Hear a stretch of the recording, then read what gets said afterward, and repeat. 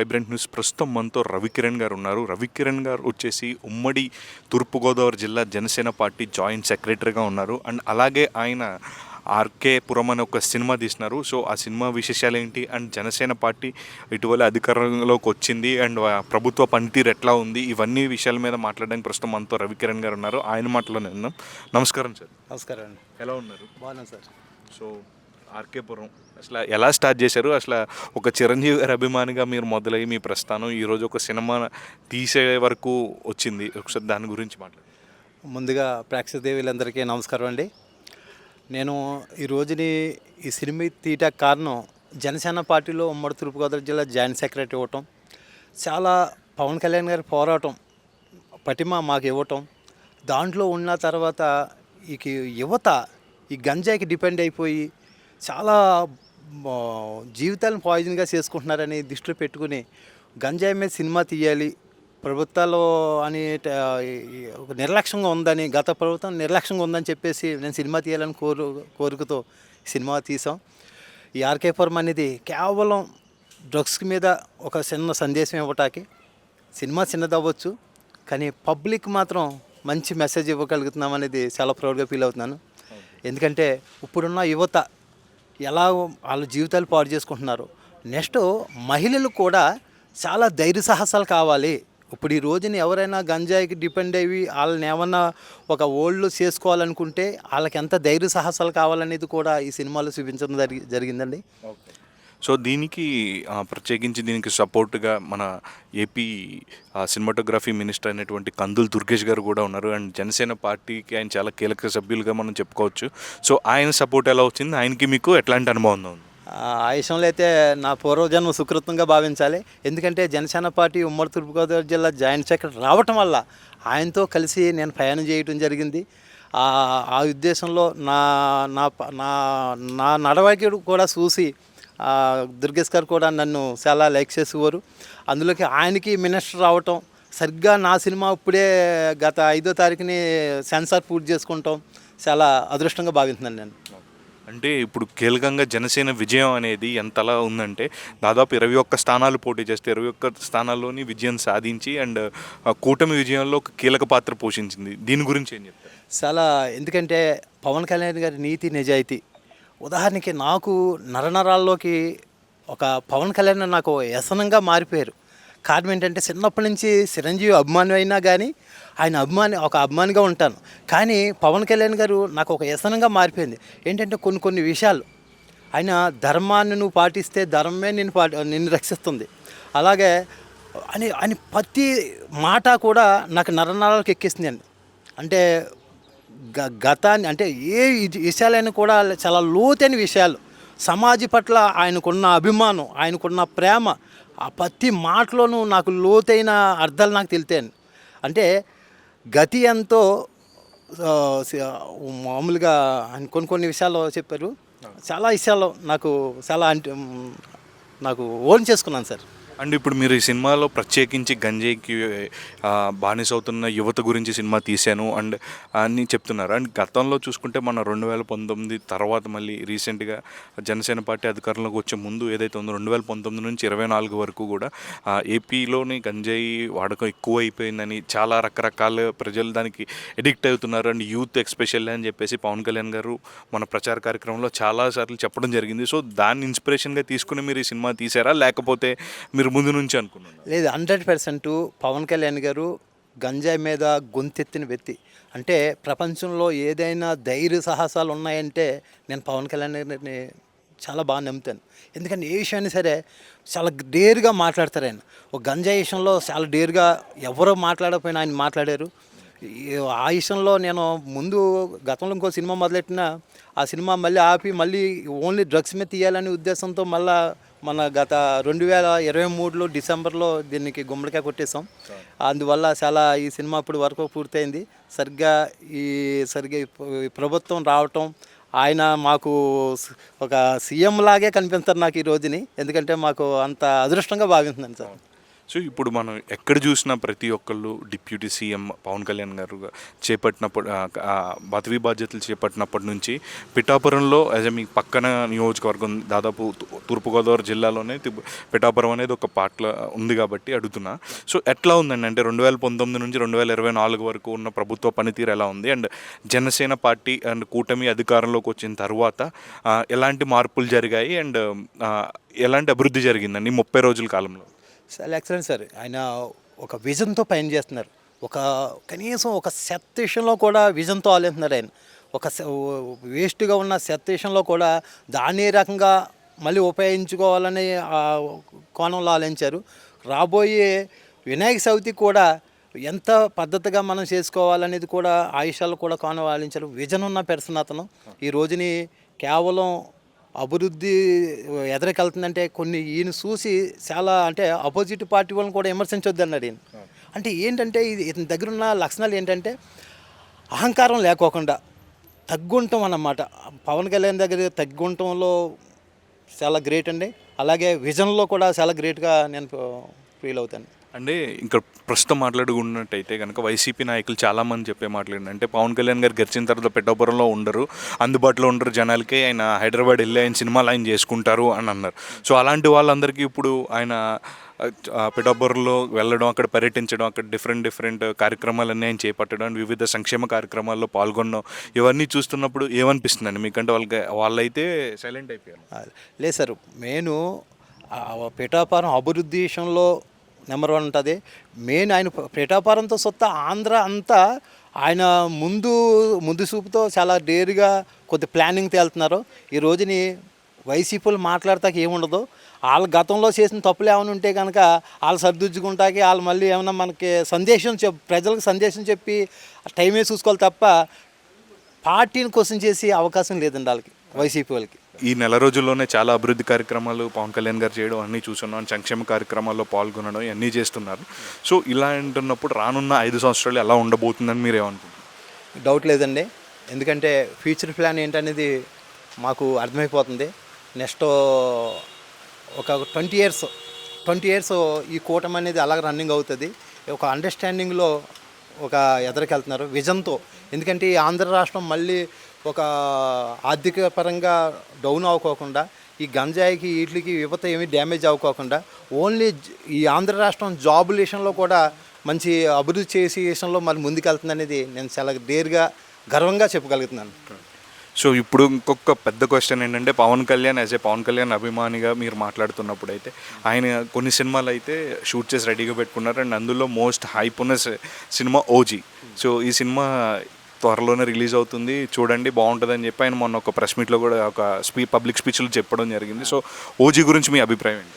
లేదు సార్, మామూలుగా ఒక ఇండియాలోనే టాప్ వైబ్రేషన్ తెచ్చి సినిమా ఓజీ. ఎందుకంటే ఆయన పోస్టర్లు చూస్తుంటే మాకు నరాల్లో షేక్ వచ్చి రంగం ఉన్నాయి. ఆ సినిమాలో కూడా మంచి వైబ్రేషన్ వచ్చే సినిమా అది. ఎందుకంటే పవన్ కళ్యాణ్ గారు కూడా ఆయన ఏ రూపాయి సంపాదించినా ఆయన కోట్లు సంపాదించుకోవాలని ఆశ లేదండి. ఒక రైతులు చూడండి, గతంలో రైతులకి ఏ రకంగా సాయం చేశారు. అతనికి ఒక దేశం పట్ల అభిమానం, ఆ దేశం పట్ల అభిమానం. ఆయన ఏ సినిమాలు షూటింగ్ తీస్తున్నారంటే అది మళ్ళీ దేశం పట్ల రూపాయి ఖర్చు పెట్టేసి వ్యక్తే తప్ప అతను ఏ ఉద్దేశమే లేని వ్యక్తి అన్నమాట. సో ఒక సినిమా తీసున్నారని మీరు ఆల్రెడీ జనసేన పార్టీలో ఉమ్మడి తూర్పుగోదావరి జిల్లా జాయింట్ సెక్రటరీగా ఉన్నారు. సో అండ్ ఇక్కడ కళ్యాణ్ గారిని కలిసి మీ సినిమా కానీ ట్రైలర్ కానీ ఏదైనా చూపించే అవకాశం మీకు వచ్చిందా? అంటే మాకు ఆల్రెడీ దుర్గేష్ గారితో మాట్లాడాం. దుర్గేష్ గారితో మాట్లాడితే ఆయన కూడా ఒకసారి అవకాశం కంపల్సరీ కలుద్దామన్నారు. ఎందుకంటే జనసేన పార్టీ ఆఫీసులోనే 2-3 సార్లు డైరెక్ట్గా పవన్ కళ్యాణ్తో మాట్లాడే అవకాశం దొరికింది నాకు గతంలో కూడా. అండ్ యాక్చువల్గా నేను బీసీ నుంచి ఒక ఉమ్మడి తూర్పుగోదావరి జాయింట్ సెక్రటరీ ఇచ్చారు. ఈ బీసీ ఇచ్చిన వల్ల ఒకసారి డైరెక్ట్గా ఆయనతో మాట్లాడి విషయాలు వచ్చిందన్నమాట. అంటే గతంలో ఈ కాపులకి సెట్టుబల్జీలకి ఒక గొడవలు ఉంటున్నాయనేది ఒక వదంతి ఉండేది. అది నేను ఒకసారి డైరెక్ట్గా ఆయనతోనే మాట్లాడాను. సార్ అప్పుడు ఉన్నప్పుడు కూడా చెప్పాను, సార్ ఇది మా ఉంటే 1% ఉండొచ్చేమో కానీ ఎక్కువ ఏరే రకాలుగా వెళ్ళిపోతున్నాయి. ఈ రాజకీయ నాయకులు విభజించి పాలించడం వల్లే ఈ వర్గాల డివైడింగ్ అనేది జరుగుతుంది. ఇది నిజంగా వాస్తవంగా అయితే కనుక కాపులు సెట్టుబల్జులు అన్న వ్యక్తులు చాలామంది వ్యాపారాలు చేస్తున్నారు, కలిసి ప్రయాణాలు చేస్తున్నారు, ఈ రావట్లేదు. 50% స్నేహభావాలు బయటకు రాలేదు, కానీ 1% నేటు అనేది మాత్రం వాస్తవం అనేది బయట ఉంది. ఆ 1% జరిగింది మాత్రం కేవలం రాజకీయ నాయకులు ఆ స్వార్థం కోసం విభజించి పాలించిందని చెప్పడం జరిగింది. ఆయన కూడా ఆ మాట చాలా లోతుగా తీసుకుని మళ్ళీ ఆయన ప్రస్తావించేటప్పుడు మళ్ళీ ఆ అబ్బాయి మాట్లాడినప్పుడు నా గురించి మళ్ళీ మాట్లాడటం చాలా హ్యాపీ అనిపించింది సార్. అండ్ పర్టికులర్గా ఒక ఒక మిత్ అయితే ఉందంటే వినిపిస్తూ ఉంటుంది, జనసేన పార్టీలో పవన్ కళ్యాణ్ గారి దగ్గరికి వెళ్ళడం అంత ఈజీ కాదు, ఆయన కింద చాలామంది ఉంటారు, వాళ్ళందరినీ దాటుకుని పవన్ కళ్యాణ్ గారి దగ్గరికి ఒక కార్యకర్త లాంటి వాళ్ళు వెళ్ళడం అనేది చాలా కష్టం అని చెప్పి వినిపిస్తూ ఉంటుంది. అది ఎంతవరకు నిజము? అండ్ మీరు ఆయన రీచ్ అవ్వడానికి కష్టపడ్డారా లేకపోతే డైరెక్ట్గా కలిసి ఉన్నారా? వాస్తవం కాదండి. ఆయన ఆయన నిజాయితీగా ఎవరు పని చేస్తున్నారో ఏంటనేది చూడగలిగే ఆయన మేధాశక్తి ఉంది. ఒక రుసువు ఒక గతంలో పేజ్ చూసి ఆరోగ్యం ఎలా చెప్పగలుగుతారో అతని పేజ్ చూసి ఇతను నిజాయితీపరుడిగా పార్టీకి పని చేస్తున్నారా లేదని గ్రహించే ఒక మేధాశక్తి ఉంది ఆయన దగ్గర. ఎందుకంటే ఆయన ఎవరినైనా సరే ఎప్పుడు రావాలో, ఎప్పుడు అవకాశం ఇవ్వాలో, ఏ టైం ఇవ్వాలో అనేది ఆ ఓర్పు సహనం ఈ కార్యకర్త దగ్గర లేకపోయి ఫోటో దిగిన వాళ్ళే 10 సార్లు దిగేయటం, ఆ ఫోటో దిగిపోయి నాకేదో నేను ఆయనతో దిగేసానని చెప్పేసి సోషల్ మీడియాలో పెట్టుకుంటాక తప్ప నిజాయితీగా ఆ వర్క్ చేసిన వాళ్ళకంటే ఈ ఫోటోలు దిగి వాళ్ళు ఎక్కువైపోయారు. యాక్చువల్లీ ఆ ఫోటోలు ఎక్కువ దిగిపోయిన వాళ్ళ వల్ల ఇంత కొద్ది గ్యాప్ పెడతాం తప్ప మరో వ్యక్తిత్వం ఆయన కాదు. ఏ గోడ లేదానికి ఓపెన్ మైండ్. ఆయన నీతిగా నిజాయితీగా ఉన్న వ్యక్తిని ఎప్పుడు కూడా ఆయన ఎప్పుడు ఎంకరేజ్మెంట్ చేస్తుంటారు. ఓకే. అంటే గతంలో చూసుకున్నట్టయితే 2019 నుంచి 2024 వరకు కొన్ని వ్యక్తిగత కావచ్చు, వ్యక్తిగతగా పగ తీర్చుకోవడం కావచ్చు, కక్ష సాధింపు చర్యలు అనేవి చాలా జరుగున్నాయని చెప్తున్నారు. అండ్ ఇప్పుడు 2024లో అధికారంలోకి వచ్చిన తర్వాత వీళ్ళు కూడా అదే పోగొట్లో వెళ్ళబోతున్నారా లేకపోతే దాన్ని మారుస్తున్నారు? లేదండి. పవన్ కళ్యాణ్ గారు ఉన్న వ్యక్తిత్వం ఏంటంటే స్టార్టింగ్ వచ్చిన రోజునే అన్నారు, వాళ్ళని ఎప్పుడు మళ్ళీ వైసీపీ ప్రభుత్వం కూడా విమర్శించొద్దు, వాళ్ళు వ్యక్తిగత స్వార్థాలకే మనం వ్యక్తిగత స్వార్థానికి వెళ్ళొద్దు అని ఎందుకు మాట్లాడారంటే చాలా లోతైన విషయాలు అన్నమాట అండి. ఏంటంటే మేము గతంలో నుంచి కూడా మాట్లాడేటప్పుడు ఎప్పుడు వైసీపీ కార్యకర్తలను ఎవరిని విమర్శించొద్దు అని వాళ్ళు ఎవరైతే వ్యక్తిగతంగా మాట్లాడుతున్నారో వాళ్ళ గురించే మాట్లాడాం మేము అప్పుడు కూడా. పవన్ కళ్యాణ్ కూడా వ్యక్తిగత స్వార్థాలు లేవు, మేము ఏదైనా విషయం ఉందంటే ఆ విషయం గురించి మాట్లాడతాం, దాని గురించి సమాధానం చెప్పండి అంటూ ఉండేవారు. ఈ రోజుని వైసీపీ నాయకుల మీద వ్యక్తిగత స్వార్థం లేకుండా ఉండాలని ఆయన పవన్ కళ్యాణ్ కోరుకున్నారు.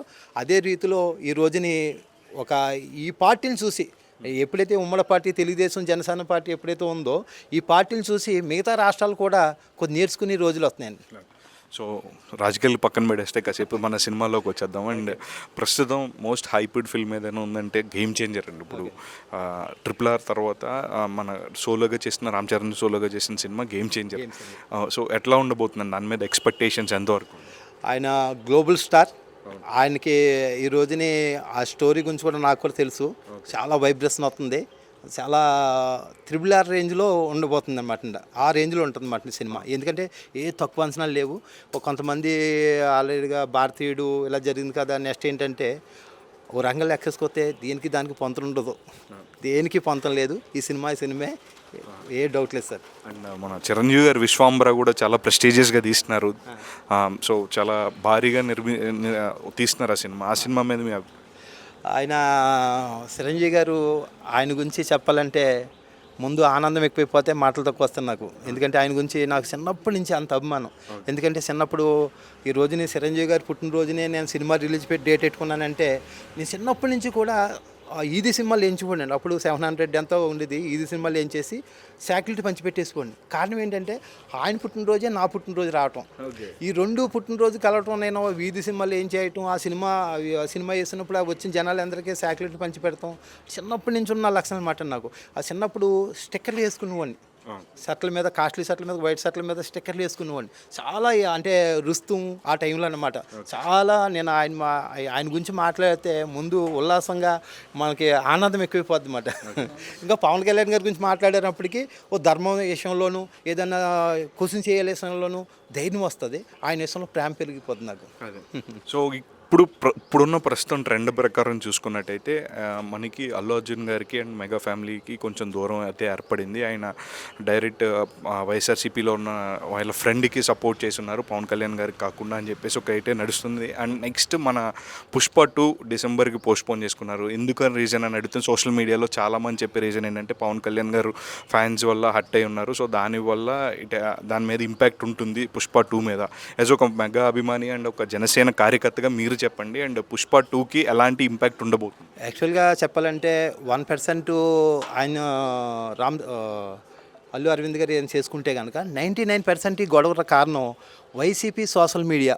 కొన్ని కోట్లు ఇచ్చి ఖర్చు పెడుతున్న సోషల్ మీడియా ఒక దొంగ అకౌంట్లో వచ్చేసి రెచ్చగొట్టి విధానం, వీళ్ళకి ఏమీ లేకపోయినా అది రెచ్చగొట్టి విధానం. 1% ఏదో ఉన్నది వాస్తవమే, కానీ వైసీపీ మీడియా అనేది ఎప్పుడైతే ఈ సోషల్ మీడియా ఉందో, ఈ సోషల్ మీడియా ఏం చేసిందంటే ఈ దొంగ అకౌంట్లతో ఇలాగంటాం, నాగబాబు గారిని అంటాం, ఇలా ఈ రకంగా మళ్ళీ జనసేన నాయకులు లేకపోతే ఈయన ఎక్కువ అంటున్నట్టు జరిగేది 20% ఉంది సార్.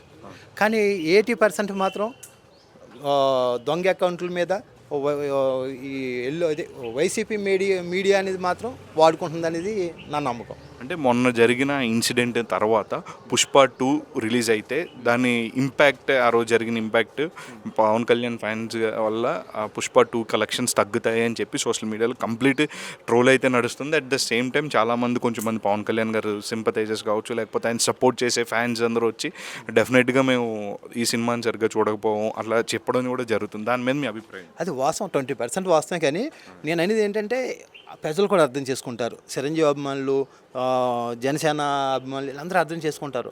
ఒక మిస్టేక్ ఏంటంటే ఈ 1% ఈయన ఏదో సట్టకి చిన్న డాగ్ అంటుకుంది, వెంటనే కడుక్కుంటాం, లేకపోతే రెట్టేసింది. ఆ రెట్ట తీసుకోవాల్సిన బాధ్యత అర్జున్ గారికి ఉంది.